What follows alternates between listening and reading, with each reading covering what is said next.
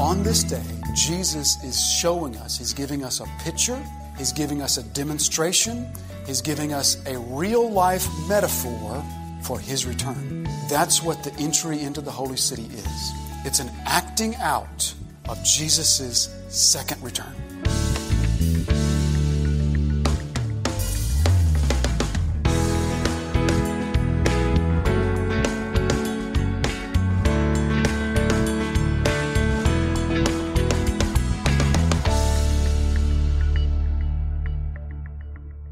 Verse 38, peace in heaven and glory in the highest. Verse 39, and some of the Pharisees in the crowd said to him, Teacher, rebuke your disciples.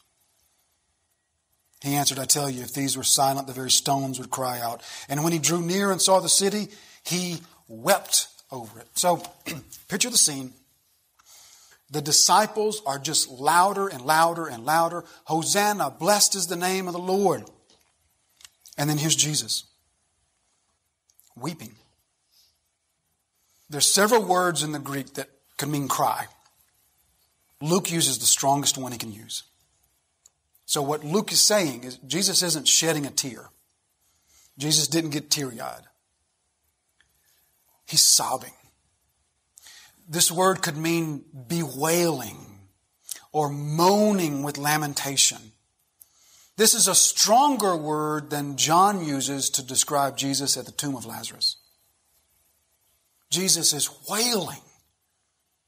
So the crowd is so loud and shouting and just praising God. And here's Jesus sobbing. Maybe they saw Jesus and thought he was crying for joy. Maybe they can't hear him. The crowd is just louder and louder, and Jesus is weeping over his city. He said, Jerusalem, Jerusalem, my people. If you just knew that this is the day that brings peace. But you don't see it. And so you're now blind to it. And he's just emotionally drained and tears flowing down his face as he's looking down at the city of his people. And the people, meanwhile, are still thinking this is the best day of their life. Now let's go back up to verse 39. And some of the Pharisees of the crowd said to him, Teacher, rebuke your disciples. They've gone too far. They are saying things now that necessarily equate you with God. They've gone too far. Teacher, rebuke your disciples. And look at Jesus' response. I tell you, if these were silent, the very stones would cry out. What does Jesus mean? For decades, I thought this is what Jesus meant. God's Messiah will be praised. And if they stop praising, then the stones will have to praise because God's Messiah will be praised. For decades, I thought that's what that meant. That's not what Jesus means. To get at what Jesus means, let's think for just a minute about some of the other times that Jesus talked about stones. When did Jesus talk about stones? He talked about stones like stone the builders rejected. We know that. He talked about those who lead little ones astray. It's better that a millstone tied around your neck and thrown into the sea. He talked about stones on other occasions. The enemy came to him during his time of temptation and says, make these stones into bread, right? But all of those times are separated by a totally different context. When did Jesus talk about stones in a context close to this one? Actually, it's going to happen in just a couple of chapters in Luke 23. In Luke 23, Jesus goes into the temple for the last time. And he pronounces woe upon the Pharisees, woe upon the temple. And he's leaving the temple in disgust because what did he just see in the temple? He just saw a poor widow put her very last penny, all that she had to live on, because she had been told if she does that, God will bless her. And he's disgusted by that, and he leaves the temple in disgust And while he does so, the disciples say, Lord, look at this magnificent place. And Jesus says, I tell you, not one stone will be left upon another. And then he goes to the Mount of Olives and declares the Olivet Discourse. So in that context, Jesus talks about the stones of the temple being torn down as though it's a testimony against something. So this teaches us of a Hebrew saying. It was a very common saying that went kind of like this. Injustice and unrighteousness committed against innocent people, the results of that injustice cries out as a testimony against you. For example, if the Jews might say something like this, that if an unrighteous person comes and destroys your house, then the wreckage of your house cries out as a testimony.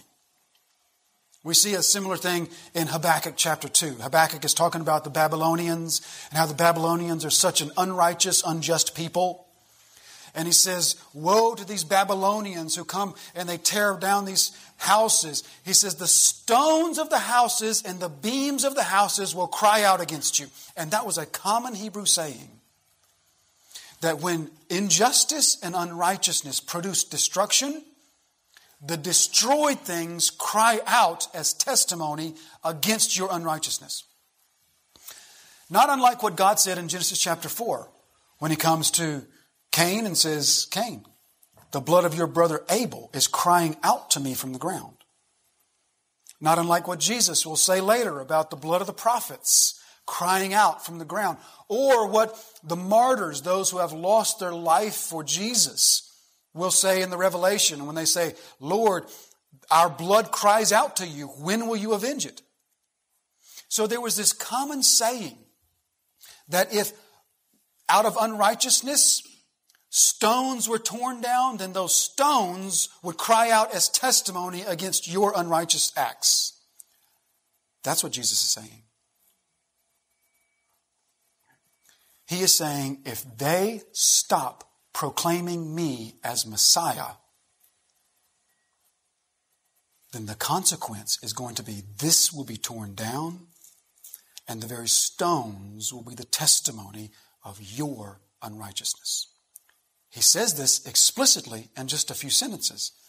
Look down at verse 43. For the days will come upon you when your enemies will set up a barricade around you and surround you and hem you in on every side and tear you down to the ground, you and your children within you, and they will not leave one stone upon another in you, because you did not know the time of your visitation.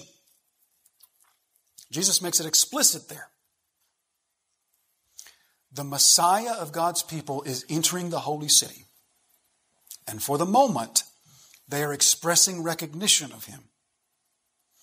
The Pharisees say, rebuke these people for recognizing you as Messiah. Jesus says, if they stop recognizing me as Messiah, this place will be torn down as a testimony to their silence.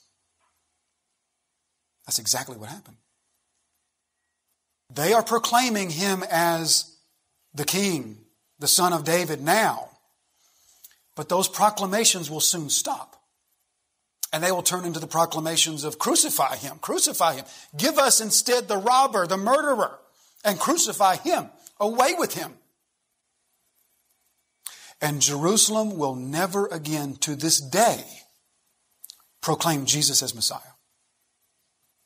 Oh, there's Pentecost and there will be a church in Jerusalem, yes, but Jerusalem as a city will not ever again proclaim Jesus as Messiah up to this day. And as Jesus said, 40 years later in 70 AD, the Romans come and they tear everything down, and Jesus says that's a testimony to their silence that I am the Messiah. God has come to his people, and you did not recognize that this was the day that God came. And as a result, the destruction that will result from your unrighteous failure to recognize your Messiah will be a testimony now hundreds and hundreds of years later. That's Jesus' meaning about the stones. Now, what was the whole thing about today? What was the whole message of Jesus' entering into the city? Because we began by saying that this day should for all believers be a most important time of celebration. This should be at the top of our list of Christian holidays of the year. Why? What's the meaning behind this? What is this teaching us? I think to answer that question, we simply need to ask ourselves, or at least start with this one question. Jesus, on this day, receives worship. In fact, Jesus not only receives worship, Jesus engineers the worship. I mean, didn't he? He didn't just let people worship him. Jesus brought this about. The whole donkey thing, I mean, he's the one that put that idea in the disciples' head. Without that, he would have walked into the city. Certainly they made the connection between an animal that's never been used before and the humility of a donkey. Certainly they made that connection. Now Jesus says, go and get that for me. All of Jesus' life, he has refused worship. People would recognize him. I know who you are. Quiet. Don't tell anybody. Demons would recognize him. Quiet. Don't tell anybody. Now, for some reason, Jesus not only receives worship and allows it, he facilitates it. Why this day? Why has Jesus spent 3 years refusing worship and now brings it about himself? Because on this day, Jesus is showing us, he's giving us a picture, he's giving us a demonstration, he's giving us a real life metaphor for his return. That's what the entry into the holy city is. It's an acting out of Jesus' second return.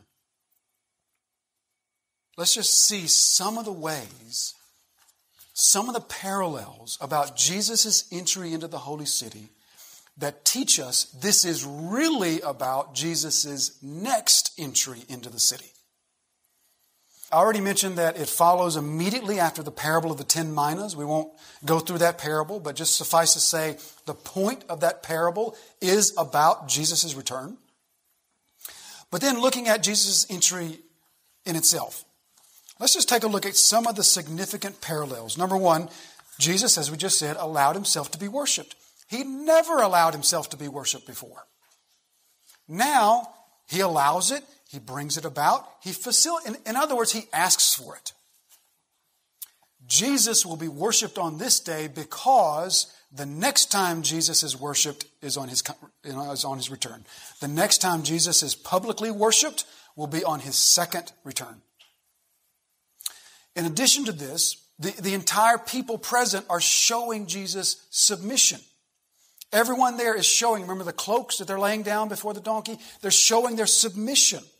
When Jesus returns, we are told, Philippians 2, verses 10 and 11, that not only will he receive worship from all people, every tongue will confess, every knee will bow, but all people will submit to him on that day. This is pointing us to that day. Secondly, Jesus arrives mounted. Jesus has not been mounted his entire life as far as we know. He's walked everywhere he went, with the exception of riding on a boat a couple of times. Now, Jesus goes to pains to be mounted. Why? Because the next time we see him, he'll be mounted. He's mounted on this donkey now, this symbol of humility. Next time we see him, he'll be mounted on a white horse from Revelation 19 and verse 11. Behold, a white horse. You know, it was tradition in these days that when a king visited another king, you know, you didn't have phones and text messages and everything. So when a king wanted to visit another king, they had to kind of do it carefully. And so the tradition was if a king came to visit another king while riding a donkey, they could see from a far distance that king was coming in peace. But if a king came to another kingdom riding a horse, it was a sign that they were coming in war. Jesus came riding a donkey the first time. The second time he comes riding a horse. So this is as far as we know, the first time he's ever been mounted, but he's mounted to show the next time I come, I will come mounted on a horse. Also, Jesus arrives coming at or from the Mount of Olives. Now, we won't take the time to explore all the significance of the Mount of Olives, because the Mount of Olives is one of the most significant pieces of real estate in the Bible. The Mount of Olives we see in the Old Testament places like, for example, in the kingdom of David. Remember when David was overthrown and his son temporarily took the throne? And David, who was the rightful king, flees the city and he flees across the Mount of Olives. Here, the rightful king, a son of David, also the people are rebelling against him, but he comes to the city over the Mount of Olives. There's so many parallels that we could see in the Old Testament, but we'll skip ahead to the New Testament. In the New Testament, the Mount of Olives holds great significance for us because, first of all, as we said, Jesus will leave the temple for the last time and he'll go to the Mount of Olives, and from the Mount of Olives he will declare this Olivet discourse that's all about his coming again. Then we're told that Jesus, who came to the city by way of the Mount of Olives, will go back to heaven by the Mount of Olives. Acts chapter 1. The disciples go and they watch Jesus be carried up, and they leave and they come back to Jerusalem. Specifically, we're told from the mount that's called Olivet. So Jesus ascends from the Mount of Olives, and we're told in Zechariah's prophecy, in Zechariah chapter 14, that he will come back via the Mount of Olives. On that day, his feet shall stand on the Mount of Olives that lies before Jerusalem, and in case there was any doubt, on the east. And the Lord will be king over all the earth. On that day, the Lord will be one, and his name one. So Jesus comes to the holy city by way of the Mount of Olives, goes back to heaven by the way of Mount Olives, and will come back to the holy city by the way of Mount Olives. Also, Jesus enters the city by the eastern gate. We're told from the prophecy of Ezekiel, Ezekiel chapter 44, we're told that God says, "Then he brought me back to the outer gate of the sanctuary, which faces east. And this gate shall remain shut, it shall not be opened, and no one shall enter by it. For the Lord, the God of Israel, has entered by it." Now, Christian tradition strongly holds that Ezekiel there is talking about the return of the Son of Man, and how the Son of Man will enter into the holy city by means of the eastern gate, which only makes sense because he will come by way of the Mount of Olives, which is east of the city.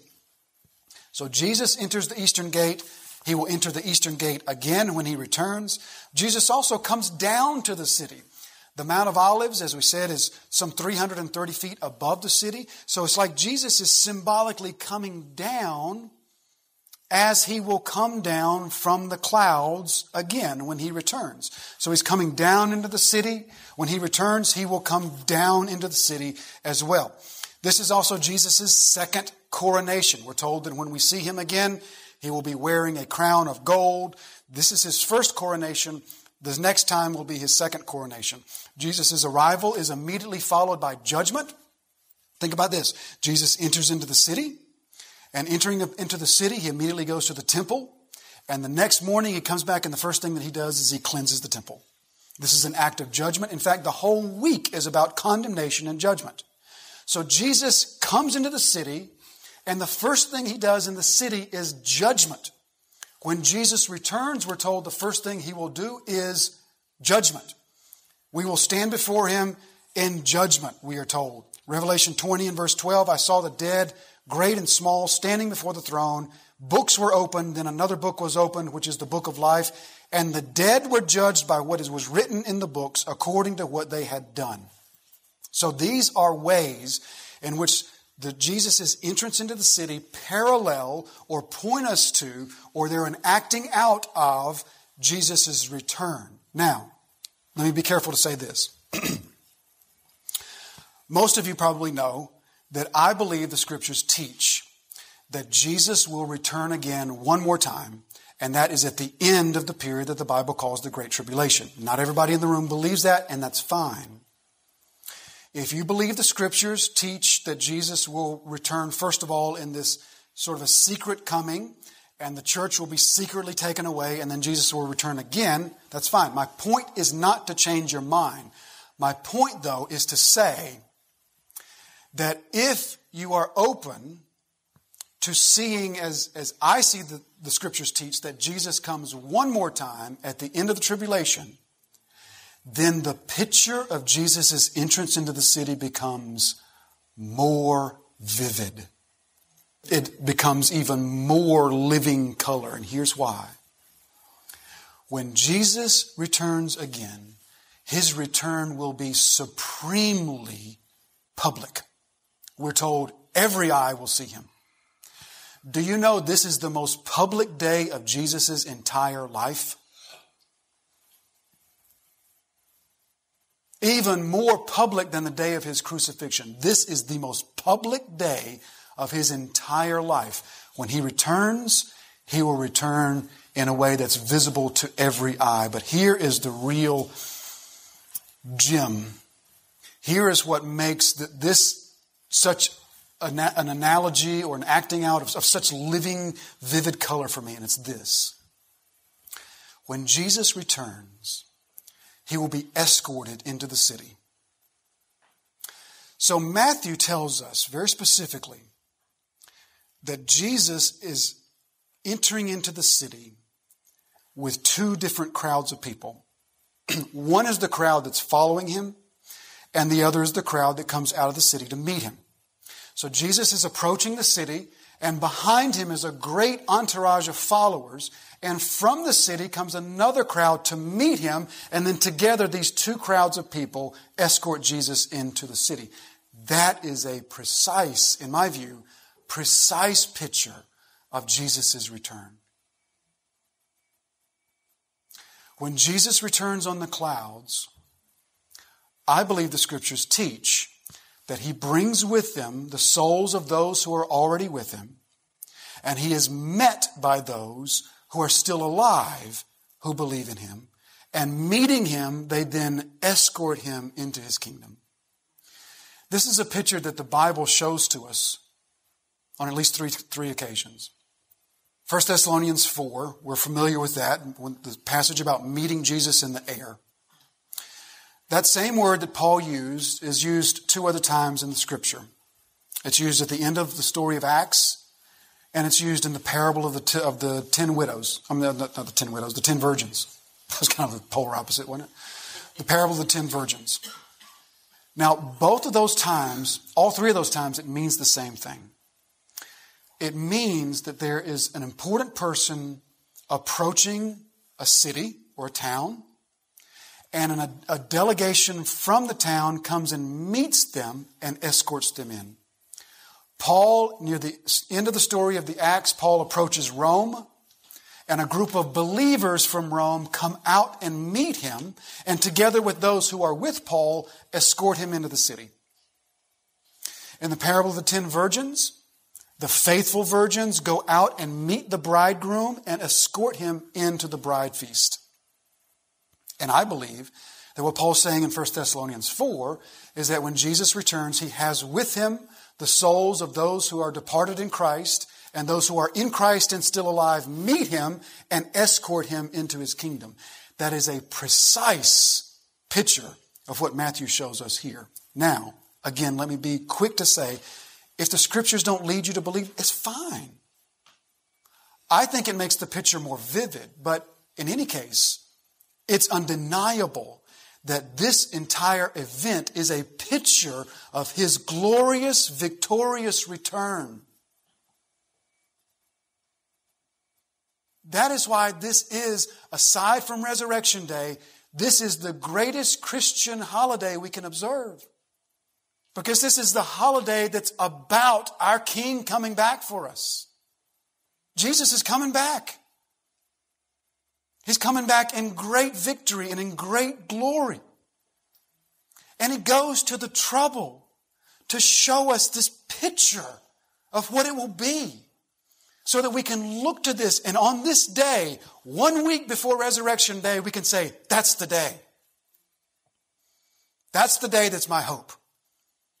That's the day that He's coming back for me. He's coming back to, every eye will see Him. He's coming back to judgment. He's coming back to submission. He's coming back to worship. He's coming back mounted. He's coming back victorious. And He's coming back to be escorted in. What a day.